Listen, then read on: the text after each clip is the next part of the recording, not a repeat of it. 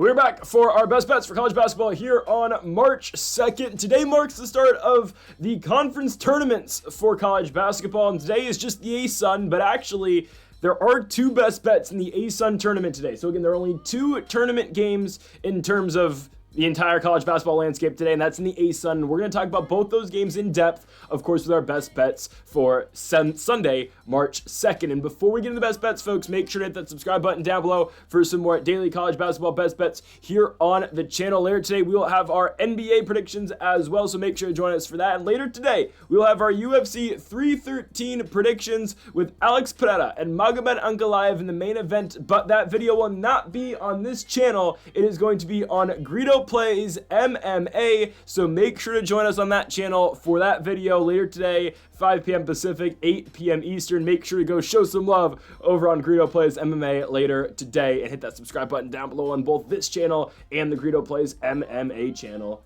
as well. All right, let's now go on to the first of our 5 best bets today for college basketball, and we start things off here in Terre Haute, Indiana, for the Indiana State Sycamores and the Southern Illinois. I don't even know how to say their nickname, I'm not going to lie.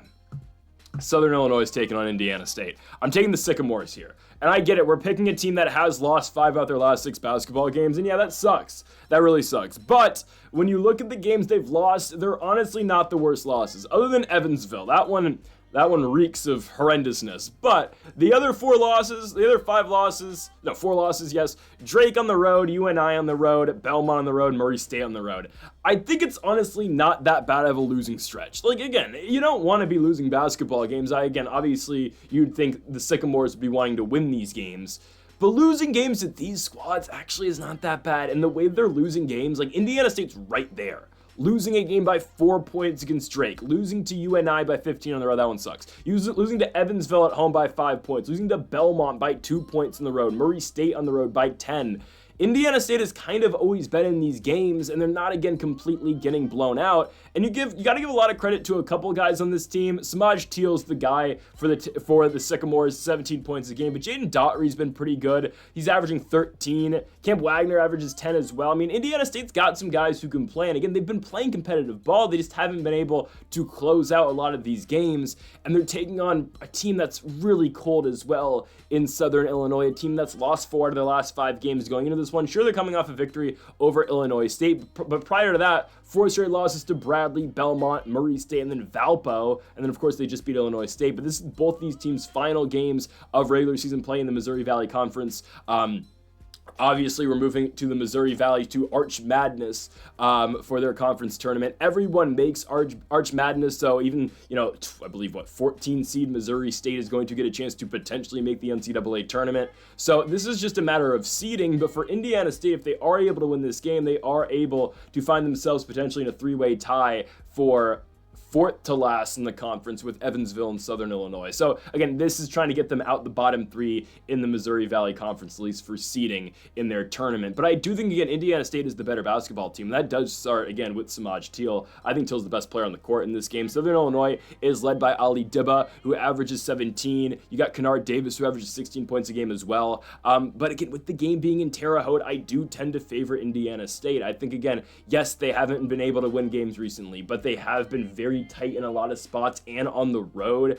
I think, again, they are due for one. I think this is the game that they get. Again, Southern Illinois is going to get a very great scoring performance out of either Ali or recently it has been a lot of Kennard Davis. But I think Indiana State's able to keep up. Yes, again, Southern Illinois has got guys who can score, but the same thing can be said for Indiana State. And on top of that, again, the game's in Terre Haute. It's the first matchup between these two teams all season long, if I'm not mistaken, right? Yeah, it's their first game all year. Probably the last. I doubt these two are going to run into each other during Arch Madness, but if they do, they do. I think the Sycamores get this one in Terre Haute. Again, their last 3 games, 5-point loss at home to Evansville, a 2-point loss, and a very tightly contested loss at Belmont, and then a close game for the most part until, again, Murray State kind of just got away from them, losing that game by 10. Record-wise, again, Indiana State and Southern Illinois are they're neck and neck. Southern Illinois is 13-17 this year. Indiana State's 13-17 in terms of conference record. Again, Southern Illinois just has a game on them. I like the Sycamores here at home. I think they're able to take care of business and hopefully build some momentum going in to Arch Madness. So give me the Sycamores at home to take down Southern Illinois. We go on to our second best bet of the video, and we move to Marist. We're going to Poughkeepsie, New York for the Marist Red Foxes and the St. Peter's Peacocks. Third time's the charm, right, for Marist, because we are 0-3 picking Marist Red Foxes games. The NAAC is not done with conference play like the Missouri Valley today. They still have 2 more games, as Marist will play Merrimack on March 6th and then go to Mount St. Mary's next Saturday before, of course, their conference tourney. We've been on the wrong side of a lot of Marist spots. Whenever we've picked this team, they haven't come through. And their last game on the road against Sacred Heart was absolutely abysmal. But if I've seen anything out of Marist this season is that they're a much better team at home than they are on the road. And I think this is the perfect buy low spot for the Red Foxes. I understand. They looked horrible at Sacred Heart. It was a disgusting performance. I understand that. They were horrible. Pascalari, who's their best player, only scored 18. He led them in points. They couldn't get going. Anything offensively, they couldn't get going. They did make a kind of a comeback in that late in the second half, but ultimately against Sacred Heart was able to win the basketball game, and again, it was kind of a fake comeback out of the Red Foxes. I think this game is much different here against St. Peter's. I think this is a game Marist should be able to get ahead of early and not look back. Again, perfect buy low spot. Again, this is the definition of a buy low spot against against St.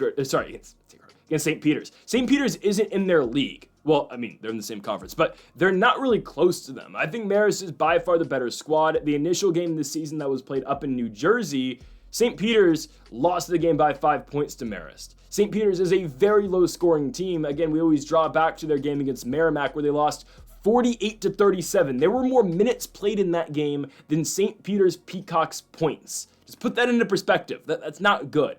But anyways, St. Peter's has been able to win some games recently. They've won 3 out their last 5 with wins over Fairfield, Ryder, and Sacred Heart, losses to Mount St. Mary's and Quinnipiac. But the common denominator to all their wins is that they were at home in New Jersey. The 2 losses out those last 5 have been on the road at Mount St. Mary's, at Quinnipiac. Hell, you want to look prior to that, losses at Siena, Manhattan, Ryder. They've only won 2 games, all year long on the road. That's against Sacred Heart and Canisius. I mean, I think we should be okay here with Marist. If Marist is anything of what they have been this season at home, they should dominate this game against St. Peter's. I don't care how bad the Red Foxes looked in their last game. Guys, they are 13-4 in conference this season and 20-6 overall. This should not be a competition. They went to St. Peter's the first time around and blew them out. Well, they didn't blow them out. Beat them by 5, though. This time, it should be a blowout. This game should not be competitive. And I get it. Marist has always screwed us this season. But again, this should be the spot where they completely mop the floor with St. Peter's. And it's not like, again, their position is secured in the NAAC tournament. They can still potentially get the number 1 seed in this tournament. Quinnipiac only has a game on them, and if they start losing, then Merrimack could potentially take their spot as the 2nd seed in the conference. So Marist still has something to play for. They have to go out here and win this basketball game, and I think they should dominate it with it being at home. Again, you look at the results that Marist has at home this season, right? Canisius win by 8. The Niagara win was only by 3, but I'd argue Niagara is playing better ball right now than St. Peter's. Arguably, we're going to see that game on Thursday. I don't think that's going to be a best bet, but regardless, I'd say Niagara is better than St. Peter's. They beat them by 10 points the first time they played this season. Regardless, Marist's wins at home, again, 8 points against Canisius, a home victory against Siena by 5, a win at home against Fairfield by 10, Quinnipiac by 7. Like, they are able to win these games in these spots at home by a lot of points, and I think they should be able to do it again against a poor St. Peter's team that really struggles to score. The Red Foxes have the better scores, especially with Josh Pascalari, who's averaging 17, Elijah Lewis, who's averaging 12 points a game as well. And for the St. Peter's Peacocks, again, they are currently led by Marcus Randolph in points, who's averaging 14.5 a game. Armani Ziegler averages 11, and Bryce Eden averages 11 as well. But again, the theme for the Peacocks all season long has been a lack of scoring. I think Marist, again, should be able to deliver. I think they should be able to get it rolling. And I don't see St. Peter's scoring more than 55 points in this game. Again, Marist has consistently, even in their losses, got into that mark. I just don't think the Peacocks are able to keep up with Marist. As long as Marist plays their game and doesn't fall into this slow-paced defensive trap that the Peacocks can play, the Red Foxes should dominate this basketball game. So again, 3rd time's a charm with Marist. Let's hope they get it done. I'm taking the Marist Red Foxes at home to win the basketball game, cover the 3.5 points, again, at -165 as well with the money line. I don't mind the first 3 games, by the way, today, all parlayed in terms of money line. So Indiana State money line, Marist money line, and we're going to parlay that with the biggest game we're talking about today, Michigan money line at home against Illinois. You parlay the 3 of those, you get around plus 320-ish odds, I believe. Give me number 15 ranked Michigan at home in Ann Arbor against the Illinois Fighting Illini. I just don't think Illinois is as good as Michigan is. Just don't think they are. Illinois, prior to the Iowa win, 3 straight losses. I get it. One of those were Duke, obviously non-conference game, but then back-to-back losses against Michigan State and against Wisconsin.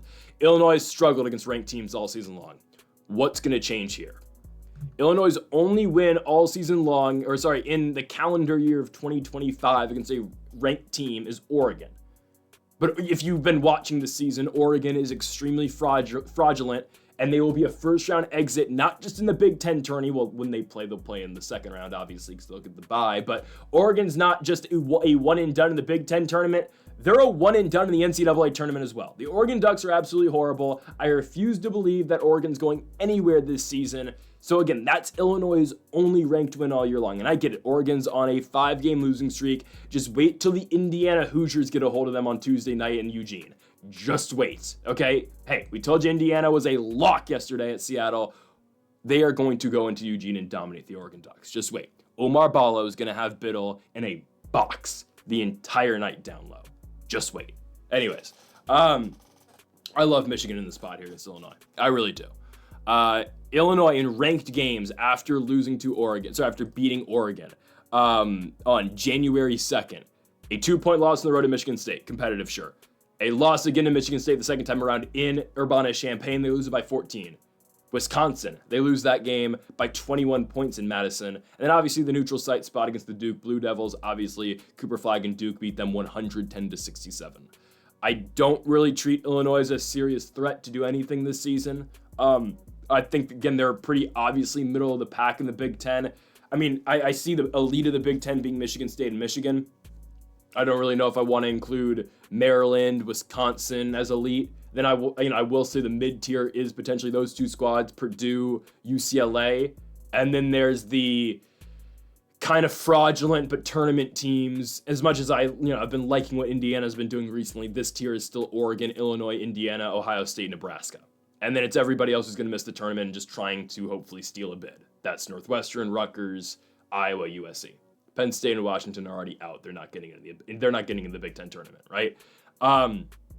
Michigan is a serious threat. Michigan is elite. They've got 3 losses all year long in the Big Ten. The Minnesota one on the road doesn't make sense. It still doesn't. Dawson Garcia, again, will have those games sometimes. The Purdue loss, they just got outmatched the entire game over in West Lafayette. The Boilermakers dominated that game. And then the Michigan State loss. Rivalry game, it is what it is. Michigan since then has won back-to-back games. They won the lowest scoring Michigan Wolverines basketball victory since the 1960s when they beat Nebraska on Monday night 49-46. And then they're able to fend off Ace Bailey and Dylan Harper beating the Rutgers Scarlet Knights 84-42. Sorry, 84-82. That would have been crazy if they won 84-42. Anyways, the way to beat Michigan is to outshoot them, obviously. You can't drive on this team because of Goldine and because of Danny Wolf as well. And again, Illinois does, when they are on, they will have, they do have somewhat of a chance to beat Michigan, obviously, with Jacunius is, shooting at times. If he's on, obviously, he's elite. Ivisic, I think, is going to have trouble dealing with the matchup down low. Same with Will Riley. And again, that's where Illinois gets so much of their offense is with their bigs, with Riley and Ivisic. Again, Ivisic averages 13 and Riley averages 12. Well, you match those guys up against Danny Wolf and Goldine all game long, I think that's trouble for the Fighting Illini. So I do worry and I do question, how is Illinois going to score this game?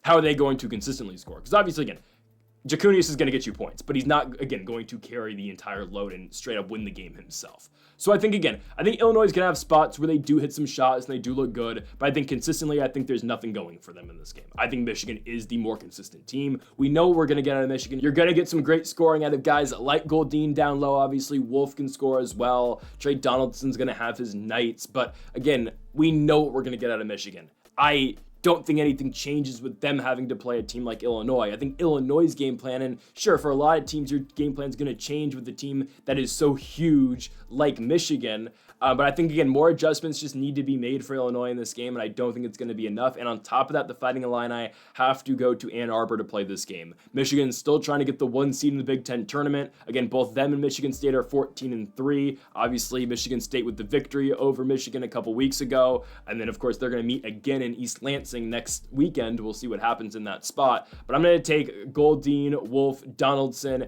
and the Michigan Wolverines to win at home and cover against the Illinois Fighting Illini. Illinois has not been good against ranked teams this season, and I expect Michigan to dominate and win this basketball game. We're taking -3.5 for the Wolverines, plus the money line as well for our parlay of, again, Indiana State, Michigan, and Marist. Hopefully that hits at about +320 straight money line parlay. Again, we're capping it off here with the Michigan Wolverines at home in Ann Arbor over the Illinois Fighting Illini. We go on to our 4th best bet of the video, and we move to the A10 tournament, A-Sun tournament.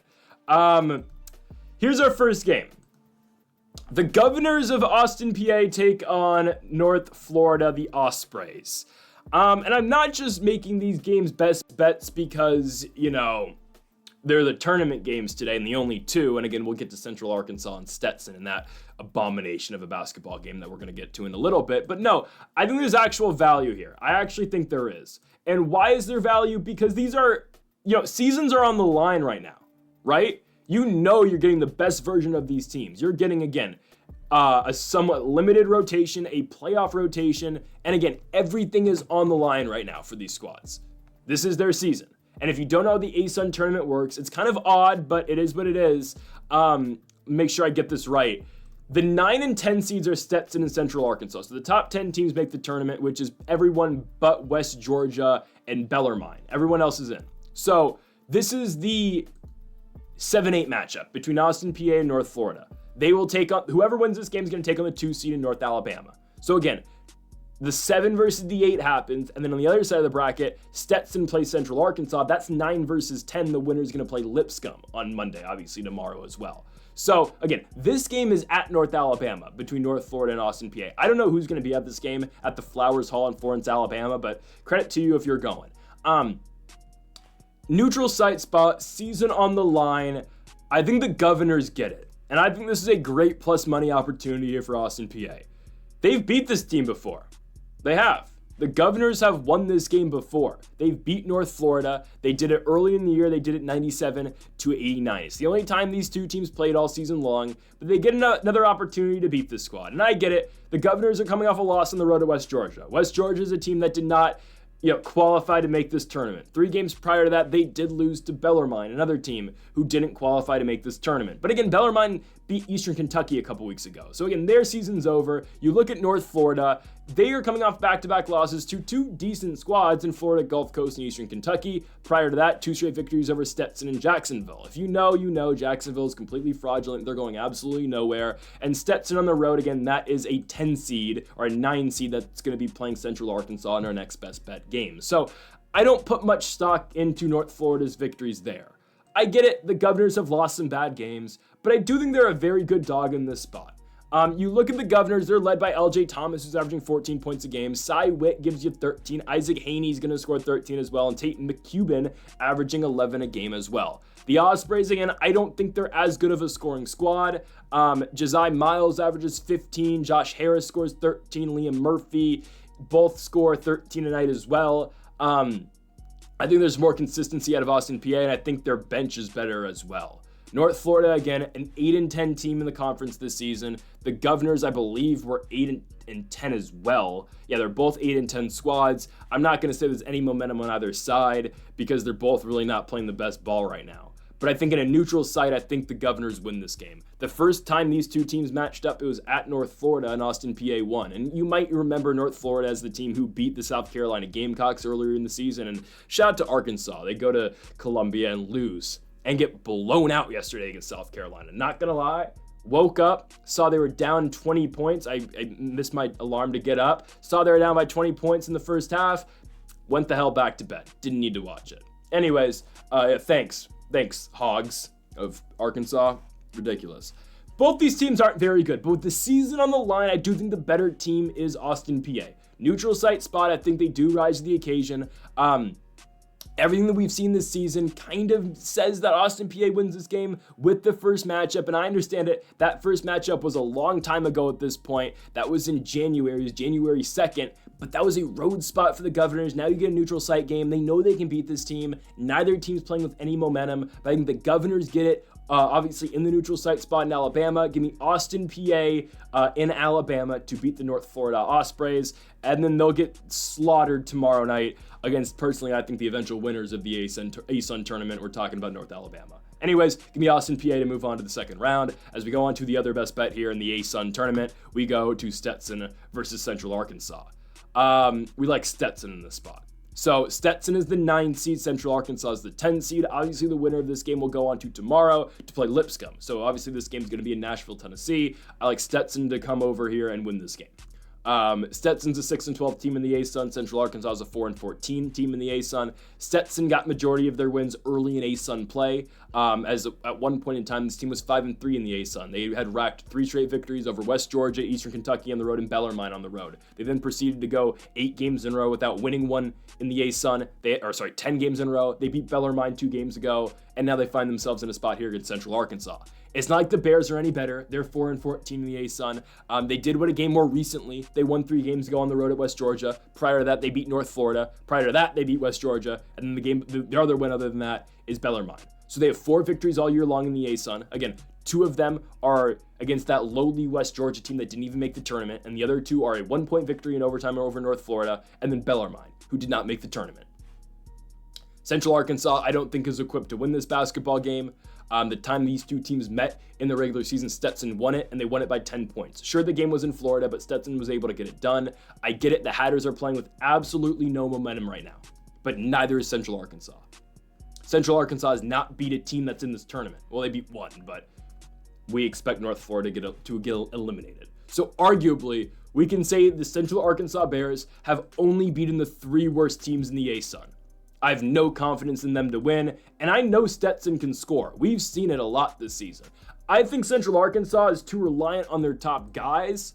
Lane Taylor is their leading scorer, but he's out. He's been out for a while. He's their freshman guard out of Farmington, Arkansas, averaging 17 points a game this season. He hasn't played since January 23rd against Austin Peay. Again, they were very reliant on him. Then they went to Elias Cato as their number 1 option. He hasn't been bad, but he only averages 15 points a game. Again, past their starting guard, who was leading this team all year long, I don't think they're that good scoring-wise. And I get it. They've been able to win games without him, but the more consistent all-around team are the Stetson Hatters.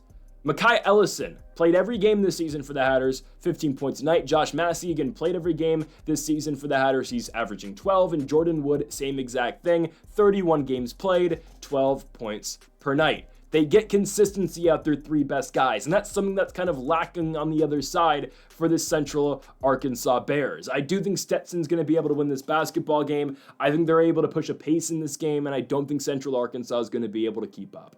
Are these games kind of crapshoots at times? Sure, but when you think about it again, these games start to make a little bit more sense. Because when we compare this to, hey, let's just compare this to Marist going on the road at Sacred Heart, right? There's the whole element of, all right, you're going on the road, you have to go to their place, unfamiliarity with the court and whatnot and the environment. This is a neutral site game for both of these teams. Not always the better team wins, but you feel like, again, the team that has played better in the regular season, the team that initially wins the first matchup, I think should probably be able to get that. Again, that's not going to be the case 100% of the time, but I think in this individual spot, or these 2 spots here in the ASUN, I do feel like Stetson and obviously Austin Peay are just the better basketball teams. Again, they are the 2 higher seeds, with Austin Peay being the 7 and the Stetson Hatters being the 9. But I think this one's a lot more obvious than the first one. I think again, Austin Peay and North Florida is going to be a tight one. This one, though, I really think Stetson runs away with it. I think they're much better than Central Arkansas. Again, we talked about it earlier, Central Arkansas with 4 victories this year in the ASUN. They are against 4 teams that are not even in the ASUN tournament. 3 teams that are not, or they beat the same team twice, but still. 3 wins are against teams who are not in the tournament. The other one, again, is North Florida, who we think is getting eliminated tonight. So I don't put much weight into Central Arkansas's victories, and I get it, Stetson hasn't won in a while, or consistently in a while. They beat Bellarmine on February 24th, but a win at Eastern Kentucky, and again, the win over Central Arkansas earlier in the season does mean something too. This is a team at one point in time was 1-10. They've bounced back to a big 8-23. So let's play with some momentum now. Give me the Stetson Hatters, the 8-23 Stetson Hatters, to eliminate the 8-23 Central Arkansas Bears in a neutral site game, obviously, in Nashville, Tennessee, where the winner tomorrow is going to get slaughtered by Lipscomb. But that's how the ASUN tournament works. So they don't do, obviously, you would think it would be 7 Austin Peay versus 10 Central Arkansas and 8 versus 9 with North Florida and Stetson. Nope. That's how the ASUN does it. Give me Stetson over in Nashville to beat Central Arkansas. So folks, that'll do it for our 5 best bets here for college basketball here on Sunday, March 2nd. If you have not yet though, make sure to hit that subscribe button down below for more. Make sure to leave a like if you did enjoy the video, and make sure to comment if you do disagree with any of the picks. We'll be back tomorrow again for more daily college basketball best bets for a huge Monday slate, with obviously more conference tournament play like the ASUN with all of their 4 quarterfinal games tomorrow. And of course, make sure to join us later today for our NBA predictions in a couple hours. And on top of that, make sure to join us here on the channel, for Greedo Plays MMA, for our UFC 313 predictions with Alex Pereira and Magomed Ankalaev in the main event. So folks, thank y'all for watching. Make sure to hit that subscribe button down below for more. And Mamba forever.